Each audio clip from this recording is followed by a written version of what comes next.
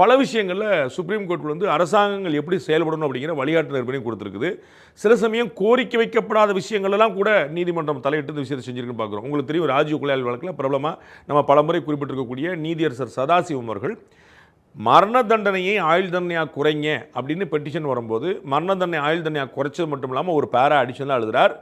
Appropriate government can think about releasing them அப்படின்னு அவரோட தண்டனையை வந்து முழுக்க குறைச்சி அவர் விடுதலை பண்ணுறதை பற்றி அப்ரோப்ரியேட் கவர்மெண்ட் முடிவெடுக்கலாங்கிற ஒரு வார்த்தையை அடிஷனலாக பண்ணுறாங்க. அது வந்து அவரை நீதியரசராக வந்து அடிஷனலாக கொடுத்த விஷயம் பிரேயரில் கூட அது இல்லைன்னு பார்க்குறோம். அதே மாதிரி இப்போ நீங்கள் பார்த்தீங்கன்னா எங்களுடைய பெட்டிஷனை வந்து உடனடியாக விசாரிச்சு பண்ணுங்க அப்படின்னு சொல்லி சொன்னால் ஜனாதிபதிக்கும் ஆளுநருக்கும் வந்து எத்தனை நாளில் முடிவெடுக்கணும் அப்படின்னு கான்ஸ்டியூஷனில் சொல்லப்படாத விஷயத்தை உச்சநீதிமன்றம் முடிவெடுக்கிறது.